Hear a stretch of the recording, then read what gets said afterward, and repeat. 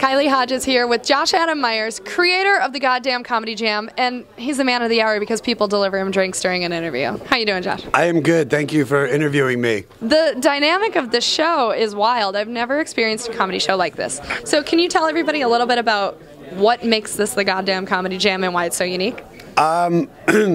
Long time ago, I've been playing music since I was like 6 years old. I grew up in a musical household. I tried to be a rock star, but at the same time, while I was doing that, I said when I was like 6 years old, I was like, man, I want to be a stand-up comic. That's all I wanted to do was be a comic.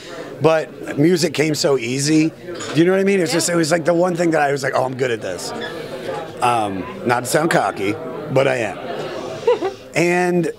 And so I started stand-up. The band's failed. I started stand-up, and I'd still jam with these guys, Elemento P, out here in Hollywood, and it was just great. And we tried a bunch of times to do a show where they were just a house band, and it never really worked. It was just a regular show with just a house band. And then we had a comic on the show that sang a song for his set, or after his set, and the crowd loved it. And I was like, oh, God, we should do that. And then 4 years later, we did. It took 4 years from the conception to the actual attempt. So. Well, now you're here, and this is only the sixth show, right? This is the sixth one, yeah. This is number 6. The following is huge. How do you think that happened so fast? Bill Burr, 100%. It's my buddy Bill. He's the best. Because the reason the first show got off the ground was because I used to jam with him at this other show we did, excuse me, at the Unknown Theater. He'd come by, do a set, and he'd just jam with us after the show. And I kept in touch with him. We'd talk about music. And then years went by. I hadn't seen him for like 2 years, and then I ran into him at the Comedy Store, and he just got off stage, and everybody's like, oh, Bill, you're the best. And he saw me, and he goes, dude, we got to jam again. And I was like, well, I got the show idea. And then he was like, can I cuss? Yeah. He was like, dude, I'm fucking down. And I was like, cool. And then once we had Bill, it then became like it was just easy after that because and then he did the first one and which was sold out, and he loved it, and then he did it again, and he was like, I want to do it every month if I can, and it just kind of grew, and what's cool is that the comics love it. The comics are having a good time. I'm having the best time of my life. Every show I'm like, this is the best night of my life, and the comics are like, this is one of the funnest shows I've ever done, and that's when you know you're doing something good because They really do. Everybody, you sing in the mirror. Everybody sings in the car. Yeah. You, camera guy with the awesome haircut, you definitely sing in the mirror. He's an opera singer. Are you? Yeah. So just to clarify, this show, it's a stand-up comedy show, but as soon as the comics are done, the house band, which is behind them on stage, plays a song with them, and they are rehearsed or unrehearsed? It started off the idea that it was all going to be unrehearsed, and more comics realize how, because I was like, oh, I'm booking all these huge comics, they're not going to have time. Yeah. But now it's like they all want to rehearse, and cool. It's fun. Like we get together like 1 or 2 times, we run the song. My band's awesome, so yeah, Elemento P is just the best. Like Nick and Joel, and then our side members who come in to help us, Chris and Christo and Jay, they just are on point. So it's cool because I see how bad the comics don't want to eat shit. Like they're so scared that they're going to eat shit with stand-up, and then they're going to eat shit with their song. Or it's just so because on the first show we had Jay Larson on it, who's an incredible comic, and he killed his stand-up, and he's never really sang in front of people before. He doesn't do karaoke, and he ate shit so hard on his song, but it was like funny. I'm not being mean. Yeah, I trust that not all comics are fabulous singers. Can you tell me a little bit about Elemento P and how you met them, your relationship with them, and the show? Oh, first, take a sip. This is a confidence sip. I keep bringing up the Unknown Theater. Unknown Theater was this theater that's now shut down on the corner of Santa Monica and fuck. It's not Santa Monica Boulevard. It's in Los Angeles. And it was this guy Chris Kovacs that owned it. It was a very artist colony, and there was a comedy show there on Sunday nights. They did plays, but on Sunday nights there was a show, done by Sarah Tiana and Laura Valdivia. And I planned this birthday party there for a comedy show. Like I wanted a comedy show birthday party where I'd perform with everybody, and it would be great because I did shows there all the time. And Elemento P was like the house band of the Unknown Theater. Everybody loved them. They were great. They blew me away. And so we started.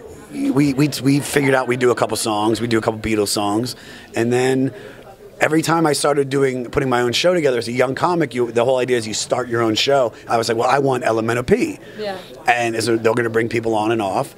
And then I took over the Unknown Theater's comedy show, and Elemento P was like the light, meaning when they got on stage, everybody kind of knew it was time to get off.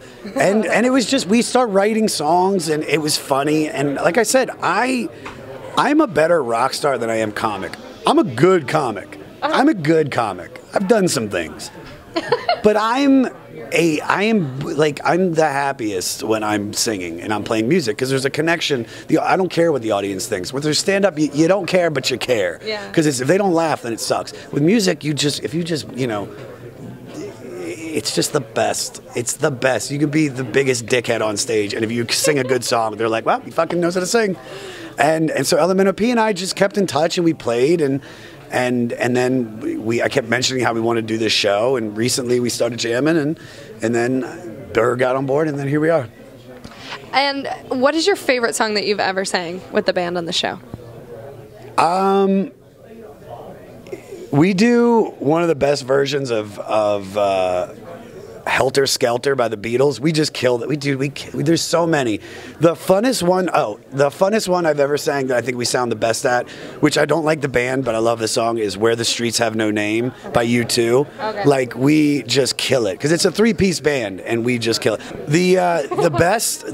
I think we've got this song called AutoZone Fuck Slut, which is one of our originals that people love, and that's kind of been our go-to. People have made T-shirts about it. It's great. The title of that song made me blush. It's about the Mexican women that work at the AutoZone on Highland and Fountain. The lovely ladies of AutoZone. Love them. Where do you see the future of the show going? I mean, you're only 6 shows in, and I feel like it's got a huge following. I mean, the camera can't see, but there is a flood of people behind us trying to get in. We've sold out every show. It keeps getting bigger. We're going to take it to television. We're gonna take it on the road to comedy festivals. It'll be in a city near you. The TV stuff's being worked out right now. But we're going to keep it here at the Lyric because this is our home, and the Lyric is as big of a character of the show, and it's the life. Yeah. There's something about this room. It's a great comedy room, and it's a great music room, and I love everybody. I love Ryan, Sean, Hunter have been so good to me and good to the show, and they care about it. And when the first show we did completely free, and they lost money, and we didn't charge enough at first, and we lost money, but now we're like, we see what we have, and we're not undervaluing it anymore, and it's the best. It's the best thing I've ever done in my life. I love it. Who is a comedian that you haven't had on the show yet that you really want to get booked on the show? Like your ideal lineup? Is that possible? There's a comic that passed away named Angelo Bowers. I would have loved to have had him on. He was my best friend, and he was just the funniest dude I had ever seen. I've gotten most of the people I want. Burr's my favorite. I've gotten Jim Jeffries. Jim Jeffries is my favorite. Another one would have been Patrice O'Neal. Patrice O'Neal, who passed away, is one of my favorites of all time. That are alive, Dave Attell. I would love Dave Attell. I would love Sarah Silverman. But I don't even want. I'm thinking actors too. I want real rock stars doing it. I want Dave Grohl, if you're listening, which I doubt. Dave Grohl, and I definitely want. I definitely want Neil Diamond. I would love to watch Dave Grohl and Neil Diamond do a comedy show, and then obviously rock out. I would love it, but we're gonna get everybody because it's gonna be a thing, man. It's getting better and better and better. So fantastic. Well, the show's starting and it's getting crazy. It was so nice to meet you. Thank you. Thanks so much for having us in. Bye. Come to the show at the GD Comedy Jam. Yeah.